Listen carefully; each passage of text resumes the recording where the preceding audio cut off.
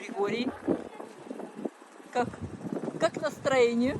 Как всегда, отлично просто. Как всегда. В преддверии чего-то грандиозного. Каждая флага.